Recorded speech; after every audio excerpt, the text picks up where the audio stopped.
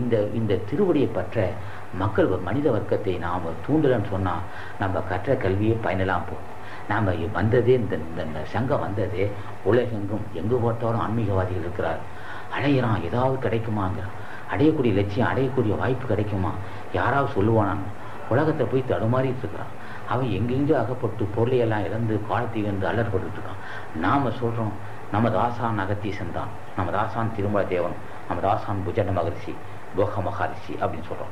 இவர்களெல்லாம் ஏன் அறிமுகப்படுத்தினா? இவரெல்லாம் அத்தனை பேரும் ஆதி தலைவன் ஞான பண்டிதனாகிய சுப்பிரமணியரிடம் ஆசி பெற்ற மக்கள், அகத்தீசன் ஆசி பெற்ற மக்கள். அகத்தீசன் ஆசி பெற்று தான் இந்த அறிவை பெற்றிருக்கிறார்.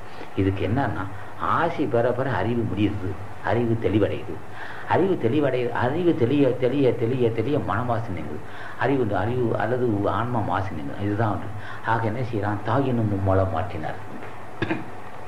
இப்போ பதிவாயிட்டு இருக்க கேசட் இருக்கு இல்லையா, இந்த பதிவு நாடா யாரு கேட்டாலும் சரி, அவன் பஞ்சமாப்பாக இருந்தாலும் சரி, இந்த பதிவு நாடாவை கேட்க வாய்ப்பு கிடைத்தால் பயபக்தியோடு விசுவாசத்தோடு பணிந்து இந்த பதிவு நாடை கேட்டால் அவன் ஆன்மாவை தட்டி எழுப்பக்கூடிய வாய்ப்பு பேசிகிட்டு இருக்கேன். இப்போ இதை நான் பேசவில்லை, ஆசான் பேசிகிட்டு இருக்கிறான். இந்த ஆசான் ஞான பண்டிதன் பேசிகிட்டு இருக்கிறான், ஆசான் அகத்தையும் பேசிகிட்டு இருக்கான்.